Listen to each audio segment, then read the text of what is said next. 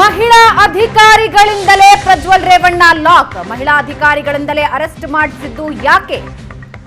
ಒಂದೇ ಕಲ್ಲಲ್ಲಿ ಎರಡು ಹಕ್ಕಿ ಹೊಡೆದ್ರ ಎಸ್ಐಟಿ ಅಧಿಕಾರಿಗಳು. ಮೂವರು ಮಹಿಳಾ ಅಧಿಕಾರಿಗಳಿಂದ ಪ್ರಜ್ವಲ್ ಅರೆಸ್ಟ್. ವಾಹನ ಚಾಲಕ ಹೊರತುಪಡಿಸಿದ್ರೆ ಉಳಿದವರೆಲ್ಲ ಮಹಿಳಾ ಅಧಿಕಾರಿಗಳು. ಲೈಂಗಿಕ ದೌರ್ಜನ್ಯಕ್ಕೆ ಒಳಗಾದ ಮಹಿಳೆಯರ ಸಂಖ್ಯೆ ಹೆಚ್ಚಿದೆ.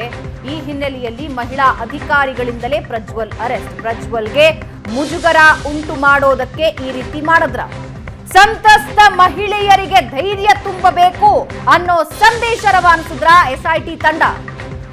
ಧೈರ್ಯವಾಗಿ ಬಂದು ದೂರು ನೀಡುವಂತೆ ಮೆಸೇಜ್ ರವಾನಿಸಿದ ಎಸ್ಐಟಿ. ಮಹಿಳಾ ಅಧಿಕಾರಿಗಳಿಂದ ಪ್ರಜ್ವಲ್ನನ್ನ ಅರೆಸ್ಟ್ ಮಾಡಿಸಿದ ಎಸ್ಐಟಿ ಟೀಮ್.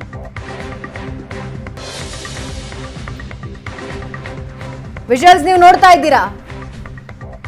ಚಾಲಕರ ಸೀಟ್ನಲ್ಲಿ ಬಿಟ್ರೆ ಉಳಿದ ಎಲ್ಲರೂ ಮಹಿಳಾ ಅಧಿಕಾರಿಗಳು.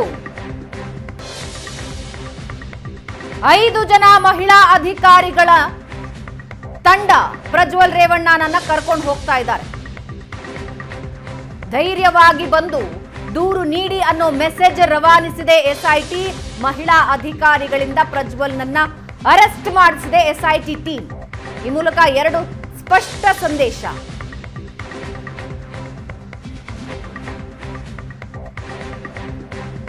ಲೈಂಗಿಕ ದೌರ್ಜನ್ಯಕ್ಕೆ ಮಹಿಳೆಯರು ಒಳಗಾಗಿರೋ ಸಂಖ್ಯೆ ದೊಡ್ಡದಿದೆ. ಡಿಕೆ ಶಿವಕುಮಾರ್ ಒಂದು ಸಂದರ್ಶನದಲ್ಲಿ ಏಷ್ಯಾನೆಟ್ ಸುವರ್ಣ ನ್ಯೂಸ್ ಜೊತೆ ಮಾತನಾಡ್ತಾ 3 ಡಿಜಿಟ್ಸ್ ಅಂತ ಹೇಳಿದ್ರು. ವೆರಿಫೈ ಆಗಬೇಕಾಗಿದೆ. ಎಷ್ಟು ಸಂಖ್ಯೆ ಅನ್ನೋದ್ರ ಬಗ್ಗೆ ಸ್ಪಷ್ಟತೆ ಇಲ್ಲ.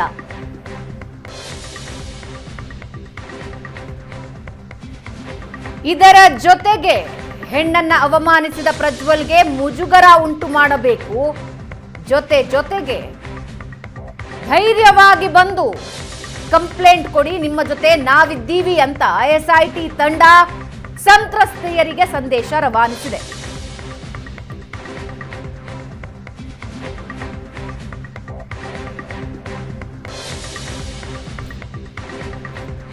ಈ ಬಗ್ಗೆ ಇನ್ನಷ್ಟು ಡೀಟೇಲ್ಸ್ ಕೊಡ್ತಾರೆ ನಮ್ಮ ಪ್ರತಿನಿಧಿ ಮಂಜು.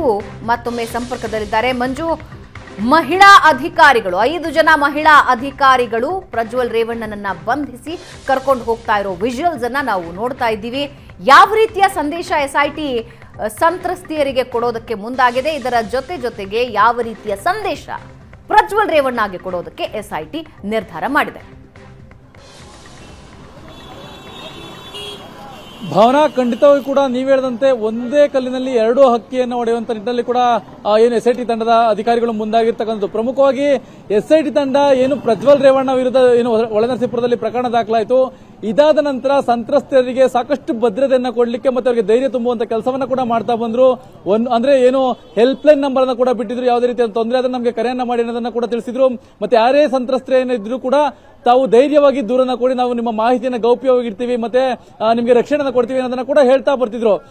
ಇದು ಎಲ್ಲೋ ಒಂದು ಕಡೆ ಏನು ಪ್ರಜ್ವಲ್ ರೇವಣ್ಣರವರ ಹಿನ್ನೆಲೆ ನೋಡಿದಾಗ ಎಲ್ಲೋ ಒಂದು ಕಡೆ ಒಂದಷ್ಟು ಜನರಿಗೆ ಭಯ ಕೂಡ ಇತ್ತು, ಮತ್ತೆ ಆತಂಕ ಕೂಡ ಇತ್ತು. ಇದು ದೊಡ್ಡ ಫ್ಯಾಮಿಲಿ, ಮತ್ತೆ ಇವರು ನಮ್ಗೆ ಏನಾದ್ರು ಮಾಡ್ಬಿಡ್ತಾರೆ ಅನ್ನೋ ಒಂದು ಆತಂಕ ಕೂಡ ಇತ್ತು.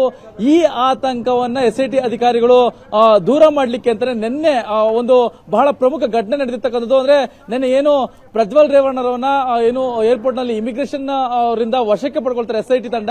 ವಶಕ್ಕೆ ಪಡ್ಕೊಂಡು ಇನೋವಾ ಕಾರನ್ನ ಹತ್ತಿಸ್ತಾರೆ ಪ್ರಾರಂಭವಾಗಿ.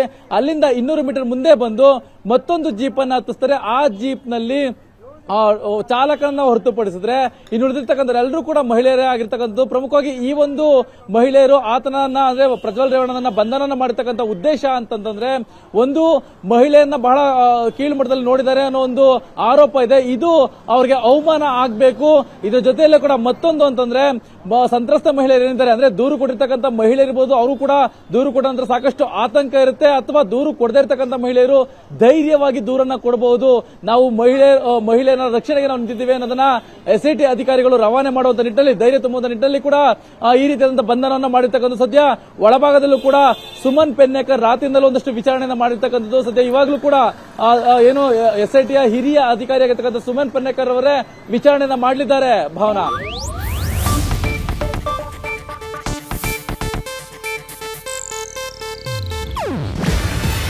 ಇದು ಏಷ್ಯಾನೆಟ್ ನ್ಯೂಸ್ ನೆಟ್ವರ್ಕ್ ಪ್ರಸ್ತುತಿ. ನೀವು ನೋಡ್ತಿದ್ದೀರಾ ಏಷ್ಯಾನೆಟ್ ಸುವರ್ಣ ನ್ಯೂಸ್.